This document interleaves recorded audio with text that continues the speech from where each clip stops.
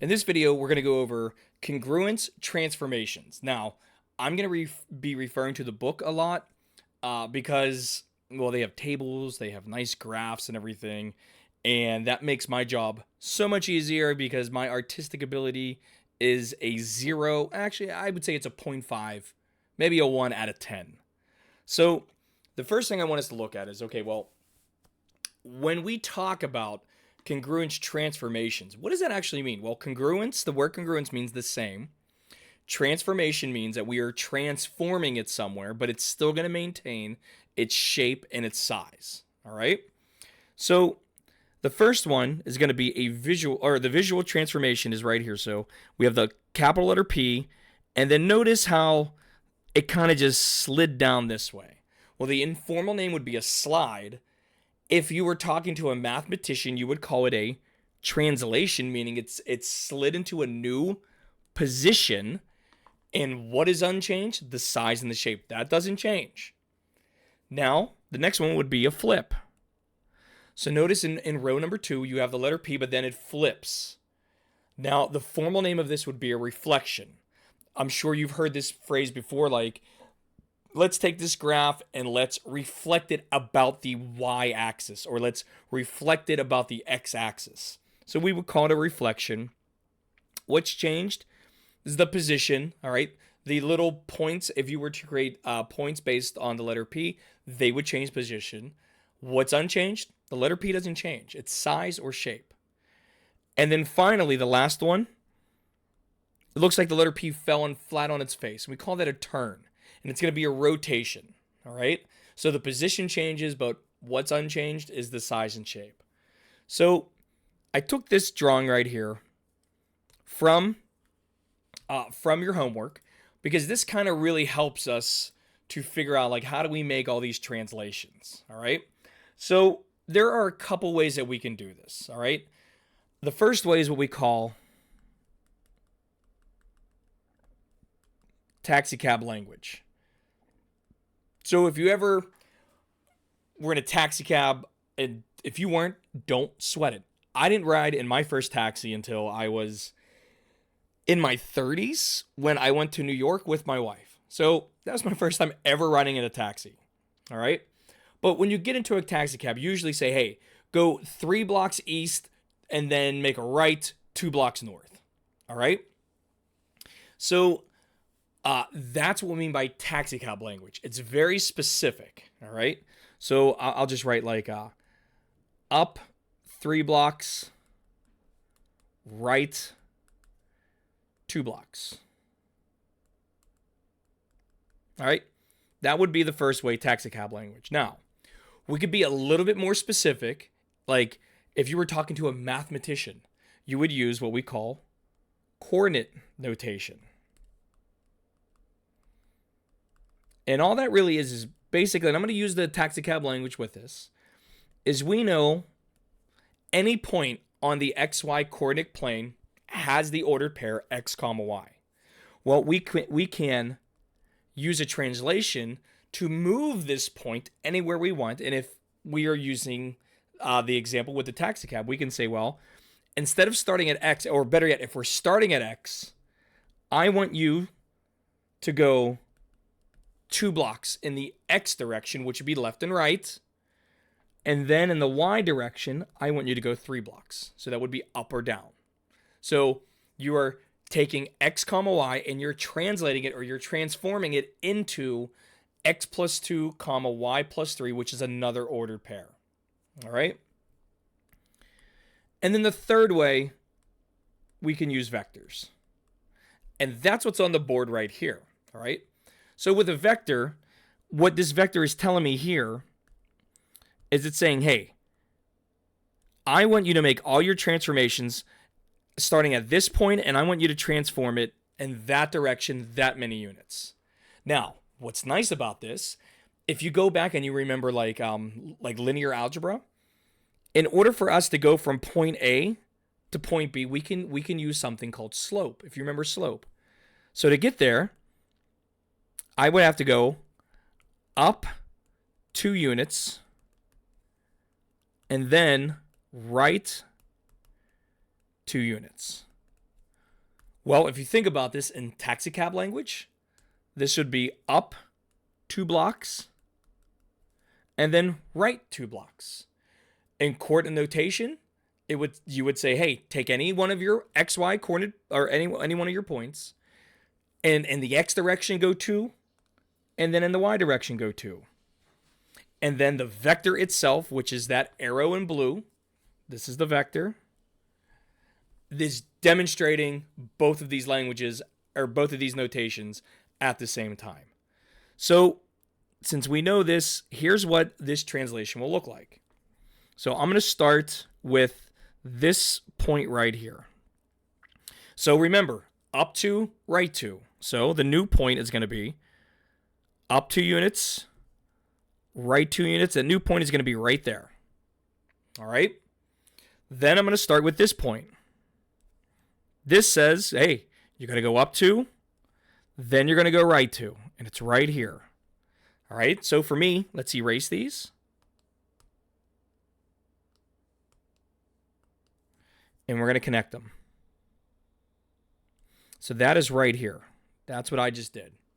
Now let's keep going. I'm going to use this point right here. All right. So got to go up 2, right 2.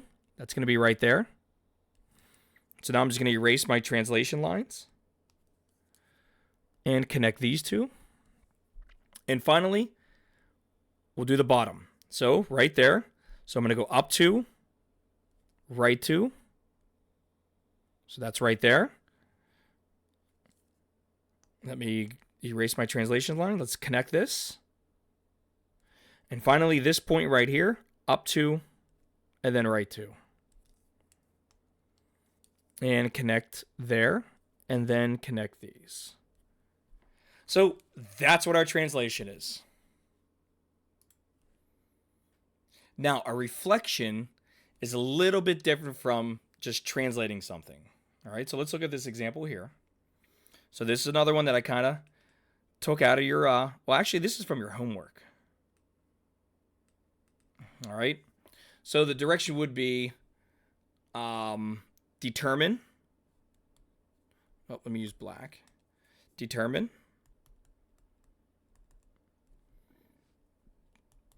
the coordinates of A prime, B prime, C prime, and D prime using the line of reflection. All right.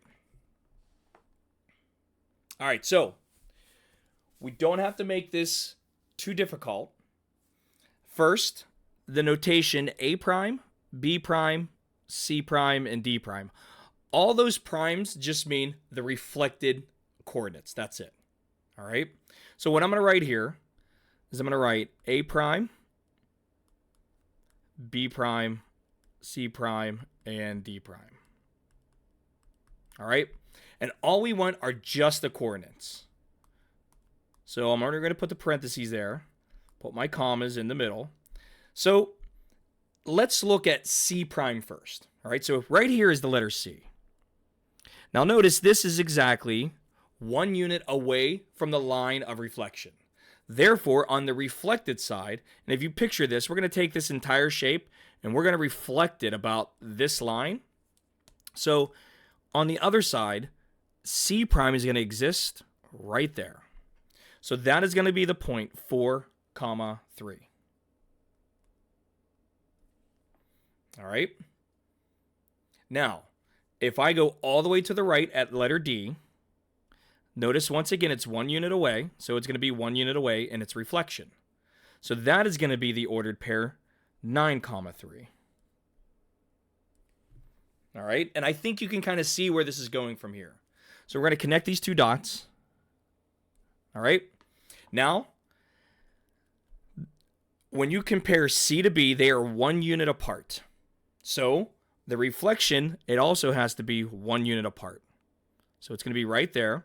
So that's going to be the ordered pair 4, 2. Label that B prime. Now it's A prime that we got to be worried about. Okay? And there are multiple ways to go about this. All right? You can, if you want, and let me erase these lines right here. Make this look nice. If you want, you can extend from here all the way down to the line of symmetry or the line of reflection. You can say, well, that is a total of 1, 2, 3, 4, 5 units away. So 1, 2, 3, 4, 5 units away. So we actually need to extend this a little bit. All right. So that's going to be the point right there. No matter what, I know this is going to be 6 comma negative 1.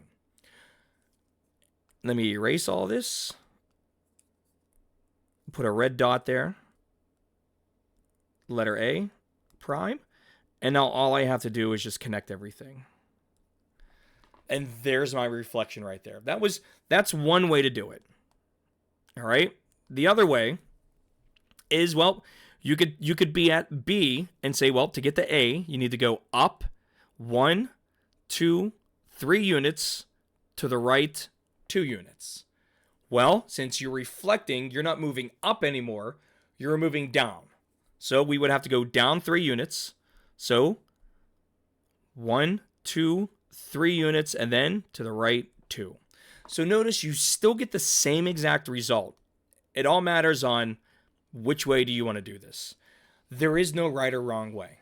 There is no this is easier than the other. It's whatever you are comfortable with. The last transformation, which is kind of, it's not difficult, is you got to remember like how it works, is going to be the rotation.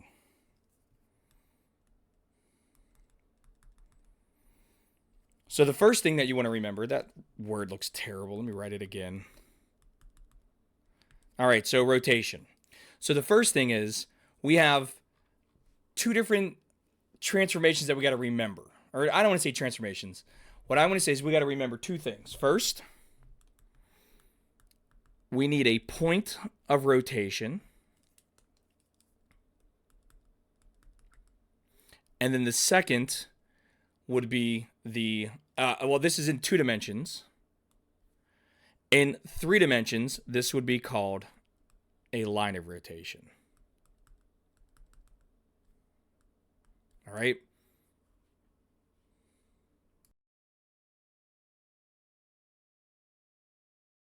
The next thing we need to be concerned with when it comes to rotations,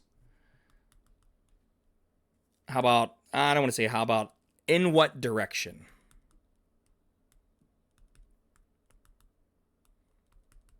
And what I mean by that is we can have clockwise rotation, which means if you have an object, let's say it looks like this, all right, and you are moving it in a clockwise rotation, that means you are going to be rotating it this way. Versus counterclockwise,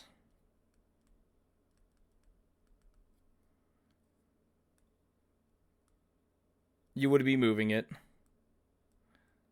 this way, the opposite way. Like, you know, just think about how a clock works. That's it. Oh, forgot the letter E in clockwise. There we go. All right, so here's an example here. So a nice shape. All right, and what we want to do is let's rotate.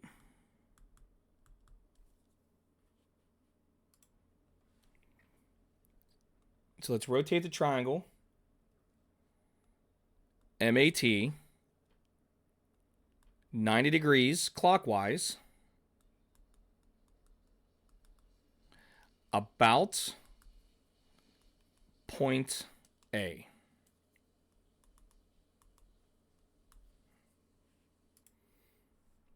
All right, so here's what's going to happen. All right. Here's the point of rotation. It's going to be at point A. Now we want to move this 90 degrees clockwise, which means if I were to kind of like take at point A and create this rectangular coordinate system that we're used to, I need to rotate this object this way. All right. I also need to rotate it 90 degrees. All right. Which means this, like, if you want to focus here, like this letter T, that letter T is going to have to rotate 90 degrees, which means it's going to be facing straight down. So the shape itself is going to look like this, where we still have point A where it belongs, but now point M is over here and point T is right here. Now, to kind of demonstrate this by cheating a little bit, my computer, in fact, the program that I use, it's called Microsoft OneNote, I can kind of cheat a little bit, because what I can do is go ahead and paste another one of these triangles.